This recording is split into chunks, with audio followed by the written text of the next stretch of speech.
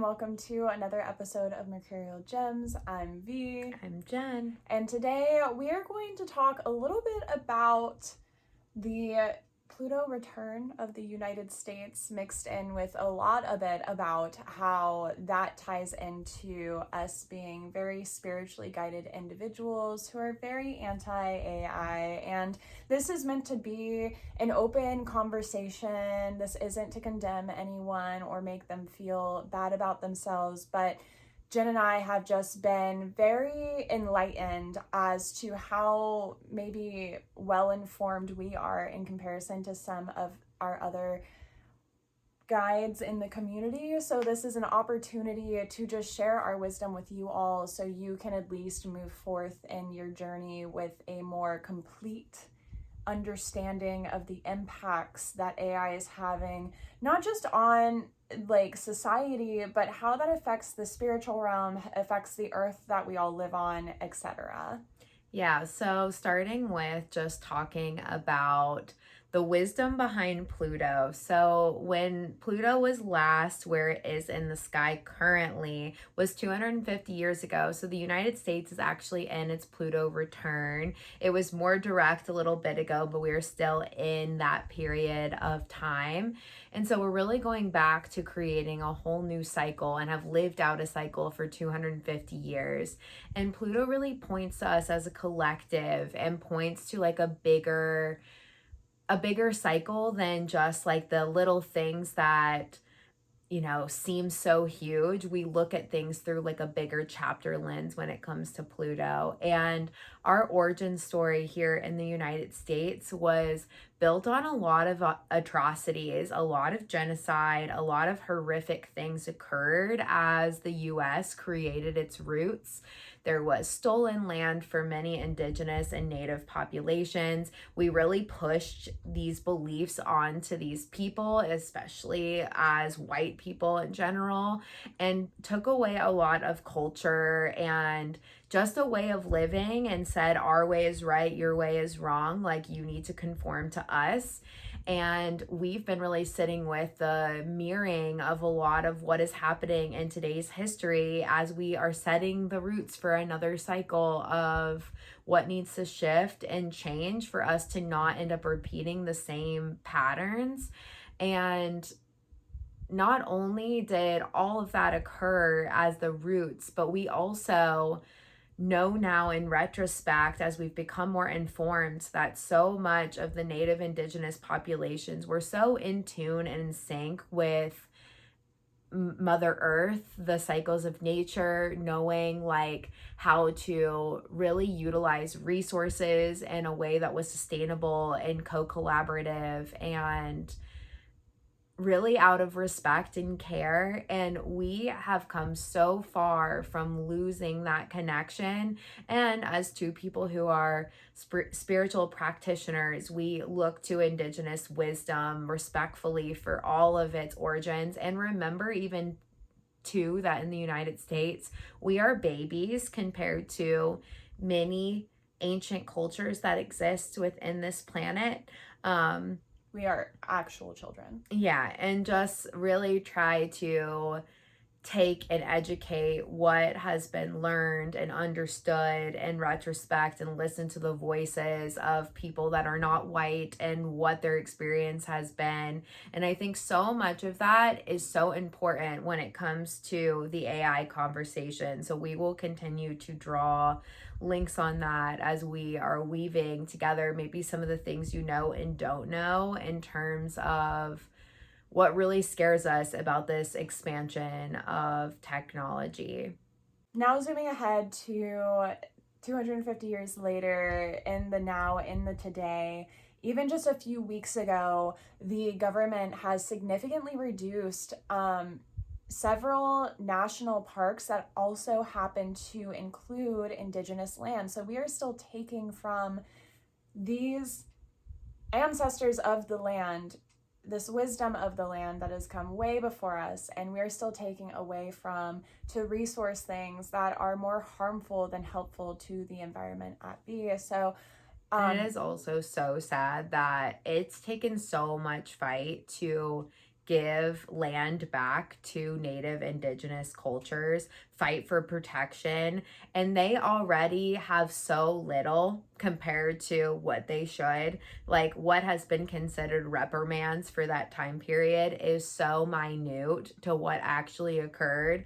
And some of that was agreed upon to have the spaces that they inhabit and to be able to be protected within those spaces. And here comes data centers to be put in those very spaces that were promised to not be touched. And part of the public land that I think we're even especially connected to is, you know, the West Coast has a lot of these open spaces that have fought for protection. It's spaces that belong to the people to camp, to be able to enjoy and protect and connect to nature. Because not everything needs human civilization, like over gentrification and like 12 more fucking apartment complexes. Yeah, and so these spaces already have taken so much fight and are now being looked at as the very places to put the expansion of this technology. So like V said, not only are we dealing with native like land being taken in higher amounts to keep,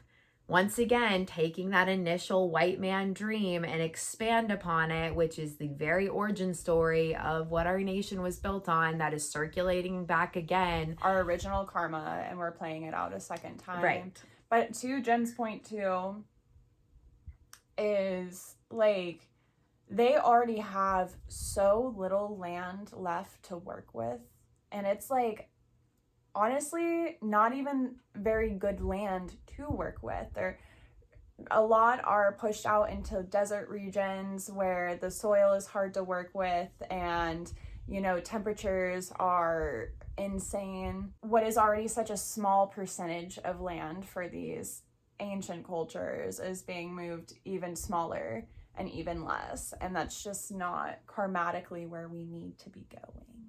So not only do we have this happening, but the other thing that is also being popped up left and right are these detention centers that are designed to hold these immigration cases and are a part of the agenda of ICE and its expansion.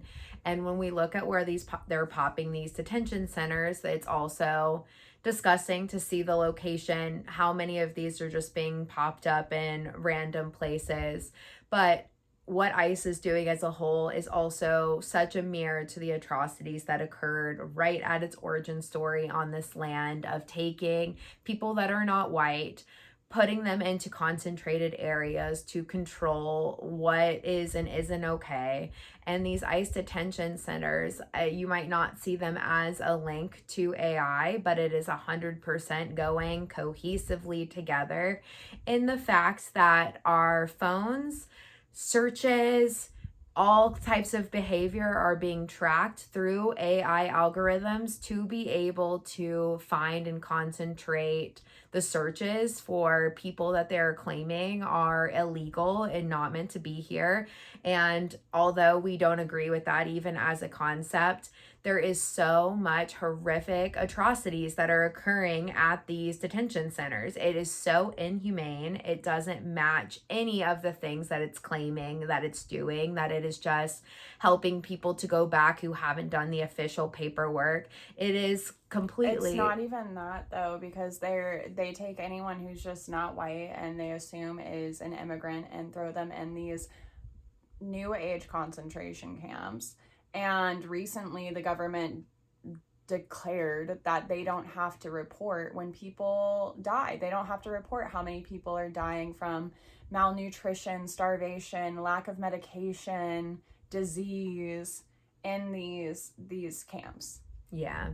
And so the fact is that this technological advancements and the expansion of it is definitely linked to them being able to do this just very racist, awful atrocities that just mirror the very beginning of our origin stories on this land. And so as we see these ICE detention centers and we watch these people being put in from tracking traffic cameras, tracking searches, tracking all things that can be done in such a faster way because AI can just pop out the X, Y, and Z and take a lot of this back end work.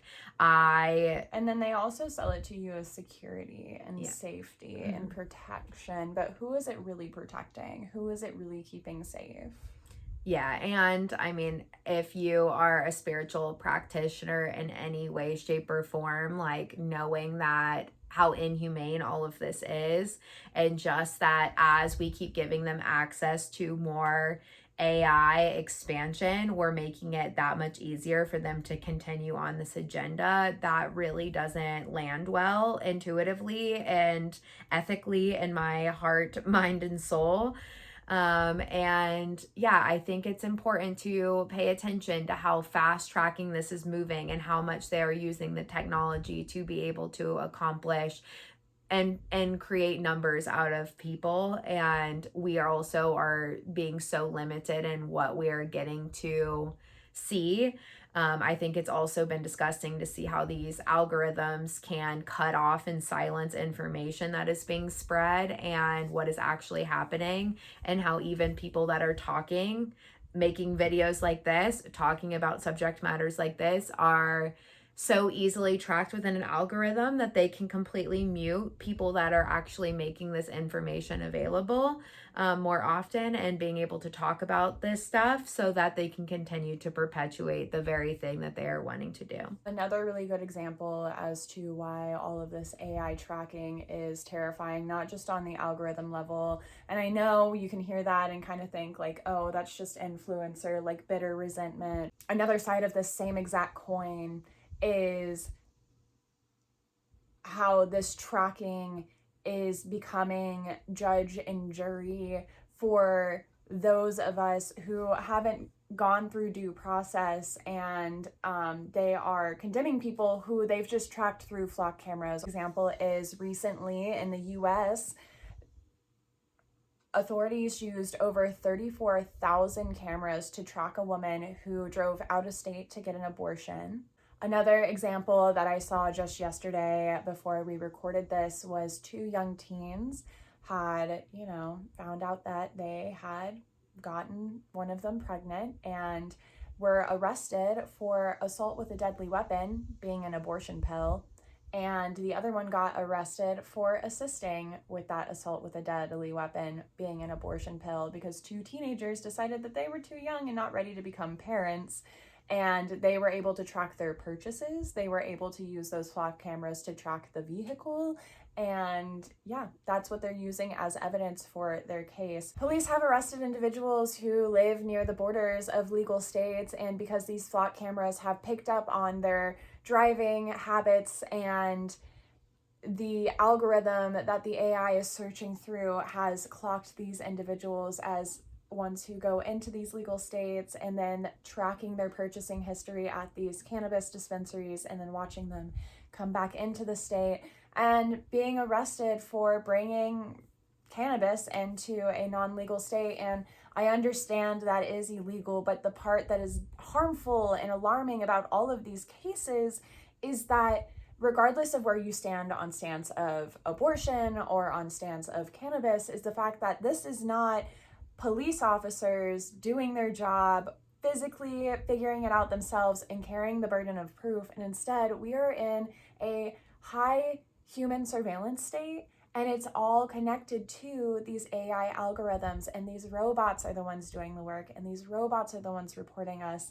And then the powers at be who are our legal system are then using that as judge and jury to arrest these individuals. And there's been a lot of other like smaller examples that have at least come across for me. There's been individuals who, get a traffic ticket from one of these flock cameras and they weren't even in the county at the time, or cops showed up to one woman's door and were very determined that she had stolen a package off of someone else's house because she happened to drive through the neighborhood at the same time, but they didn't have like proof that it was actually her. They just used the flock cameras and decided because her car drove through that neighborhood, because it just happens to be her route to work, that she must have been the culprit, and anytime they saw her passing by previously, she was casing the joint. So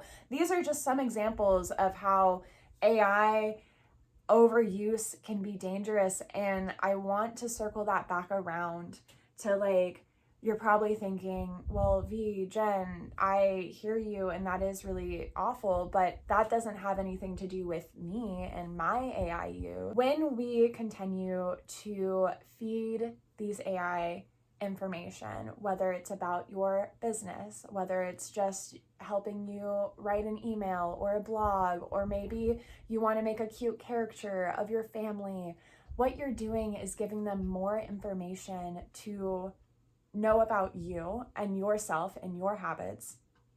It also helps them refine and continue to train these robots for free that then are very rapidly taking away our basic human rights.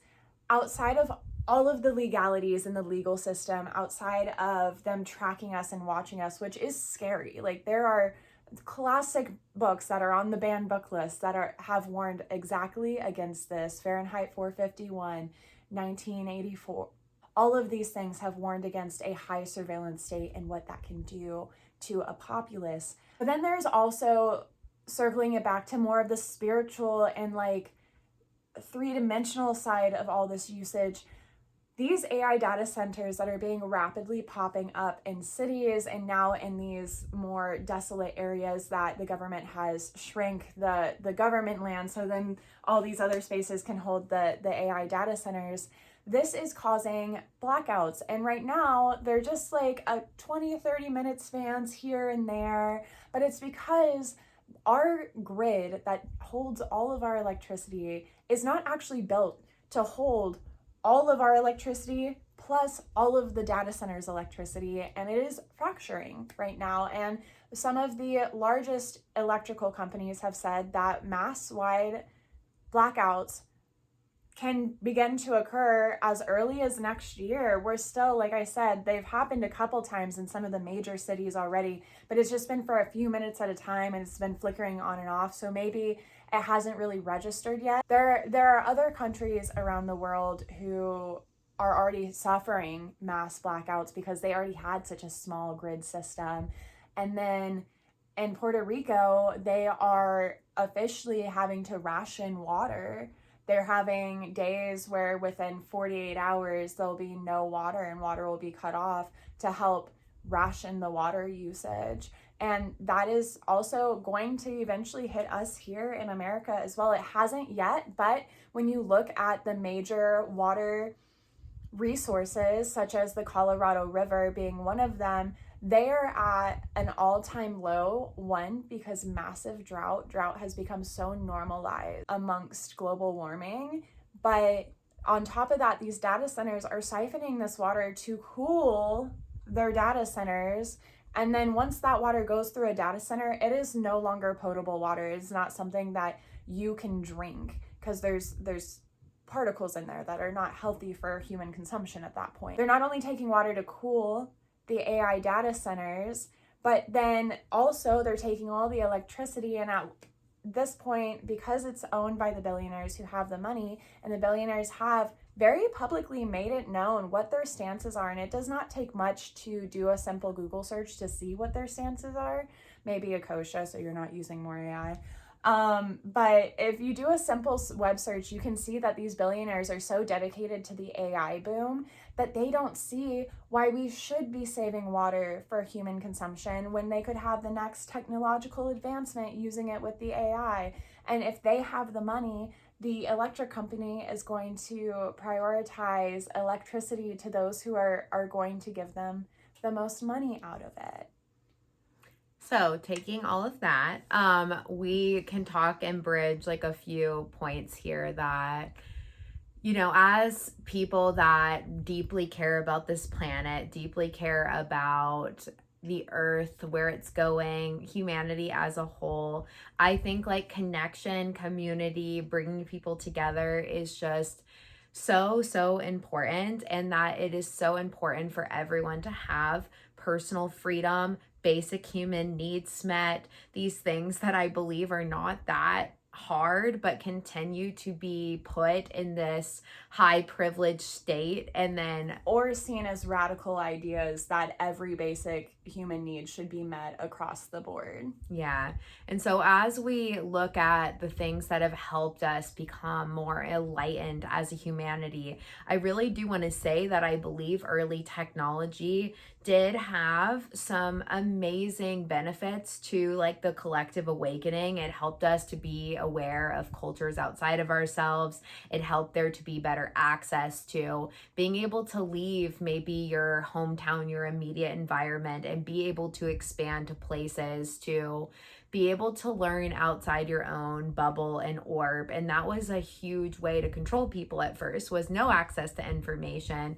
And so I think early technology and some technological existence is not necessarily a complete no, but it was beautiful. It was a beautiful beginning. yeah. And the fact that we also know that hearing people's written word, hearing people's stories, having people be able to share through writing, like the things that happen so that we don't repeat history. We look to our books. We've all been able to learn and become more enlightened on the lived experience of the people that suffered at the hands of white people in the origin stories of the United States anyway.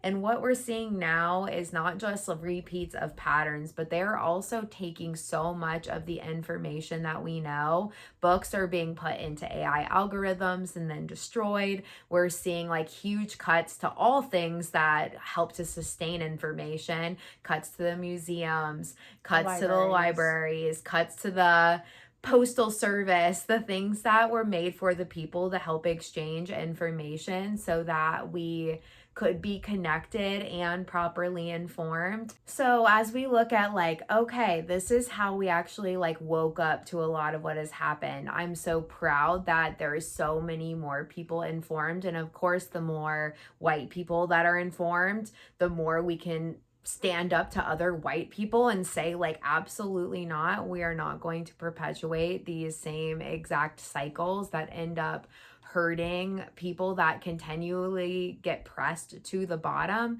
And I think about the fact that as AI has been expanded, the not only what V said, just the morals and ethics behind a lot of these big tech companies, and yeah, how willing they just don't care about the mass majority.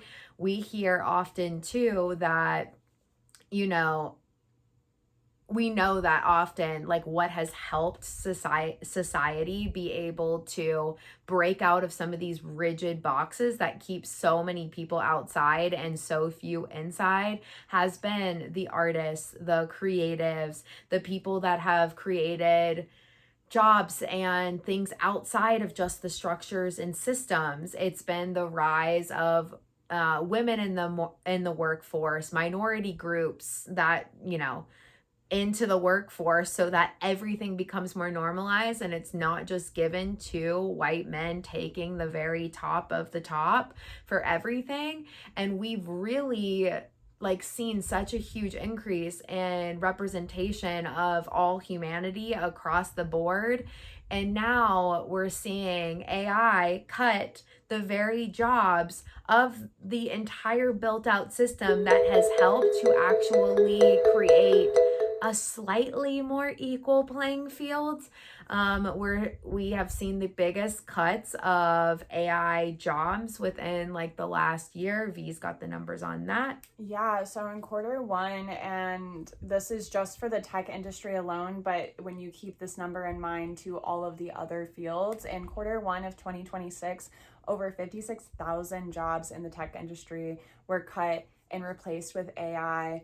That's also happening within the workforce at a ratio of 1 to 4 jobs. At the job loss numbers that have been reported to be filled by an AI position. Another thing that's happening is that they are just going ahead and integrating AI into these jobs, and then when people quit, they're not putting the jobs back on the market. So those ones won't be reported as loss to an AI job because it's kind of a backhanded thing, but we don't know how many of those are happening as well, but it has been reported. So it's an increased lack for those of us who obviously like need a job to pay our bills and survive, while corporations at the same time are still constantly reporting record highs for income. Yeah, and so we've also seen just in a more personal orbit, like lots of friends who normally can get jobs, you know, creating art, creating music, just have more economical pressures put on them to survive and do the basics. And so many of those things that have helped just humanity flourish and become more open-minded are once again being, you know, pushed down and just having way more pressure. And I just seeing people and corporations especially that have the resources use AI to create their art, using AI to create their music, using AI to even create movies, like the things that helped us branch out of some of these blocks are now so easily replaced. And it's so sad. It's so sad to take the very things of humanity and see them be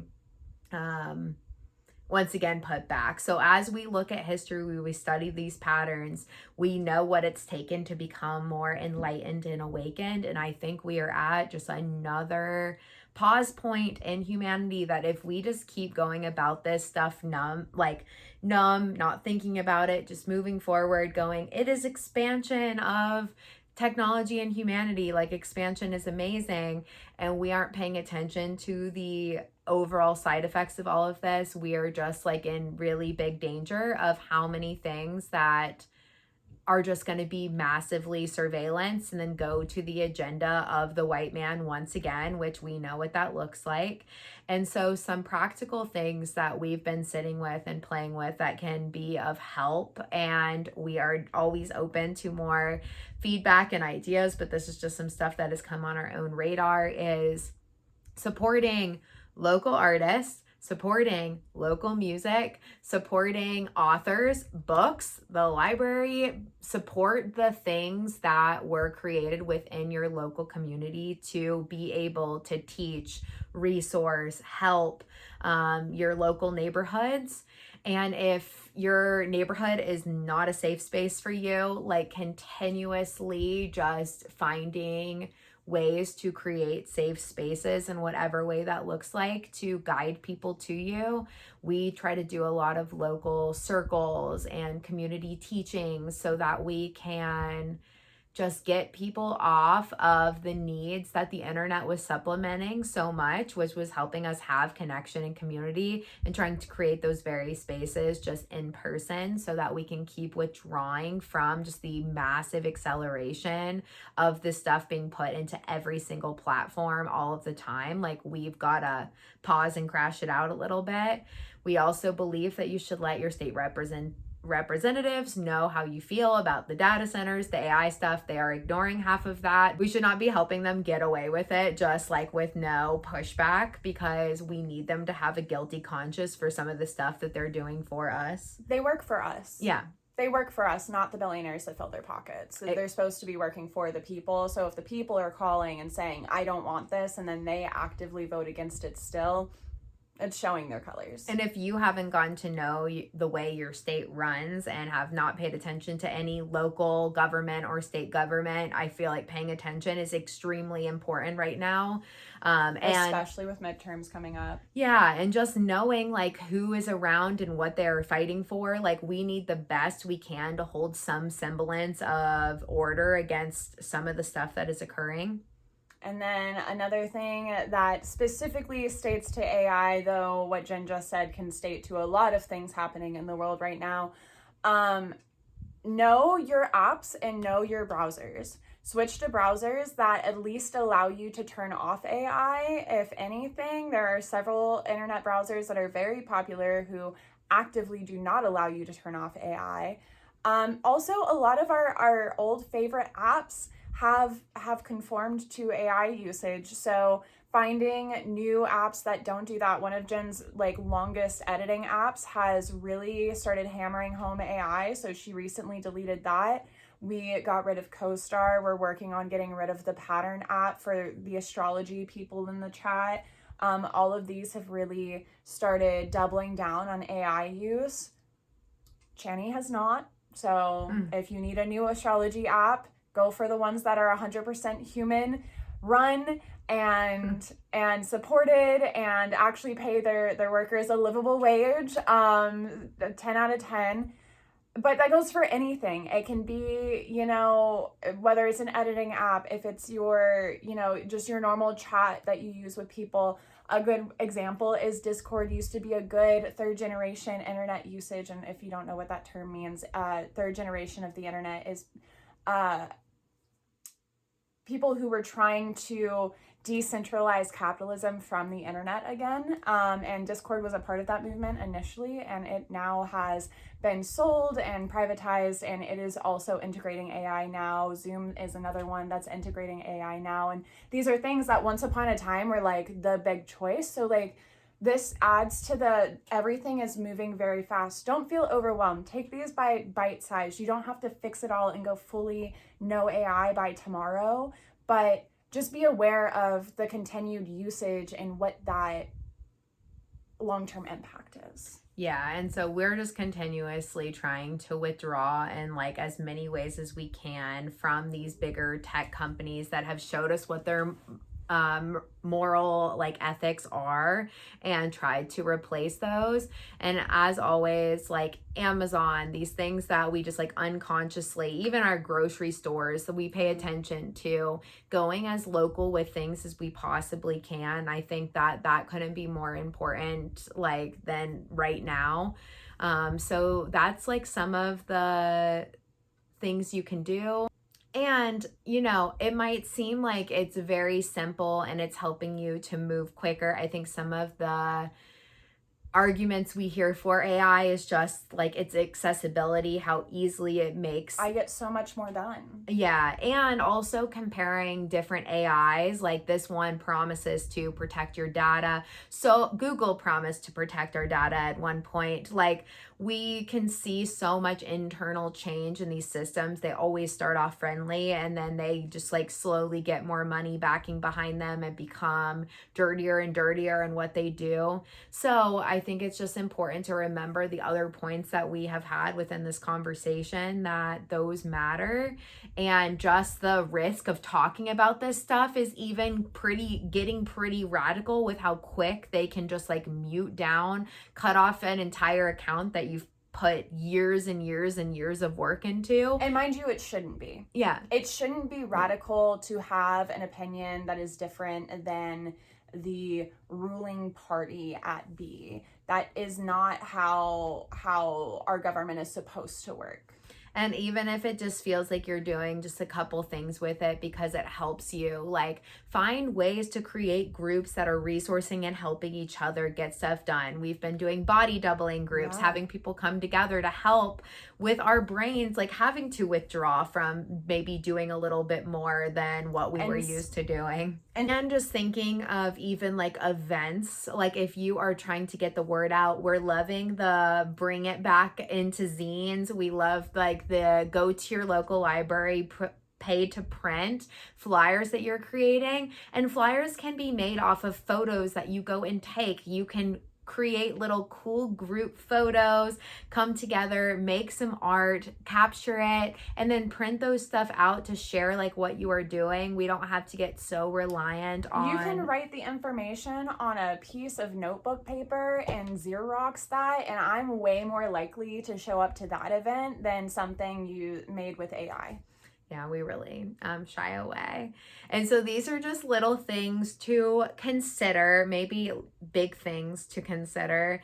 And I want to wrap it up by just remembering that we are all a collective consciousness. I believe so much that we came here especially to protect this planet and to care for it. And I cannot go forward with not standing up for her after how much we've already exploited. There has not been reciprocity, and if we don't get on that soon, like there's just nowhere for us to go. And so that just feels very important to bring it back to the wisdom of nature cycles in general, the cycle that we're about to go through as a collective humanity and have been going through, and what we can fight and do for it to not repeat the very thing that we know has happened. And my final thoughts on the same thing, bringing it back to Pluto as we began. I just wanted to throw out there that we talked about how AI makes it feel like it's easier to go faster and do more, but Pluto asks us to slow down. It takes 250 years to make one singular circle, and that in itself is reminding us that we don't have to do it that fast. That is a capitalism lie that we have been sold, and we don't have to subscribe to that. And by doing that, just slowing down and just honoring time as it's meant to be experienced inherently is giving back to the earth in the way that Jen was just saying. So with that being said, thank you all for listening. We would love to hear all of your comments down below. We put out new videos every Thursday, and if you like what you see, make sure you subscribe to get more. Bye. Bye.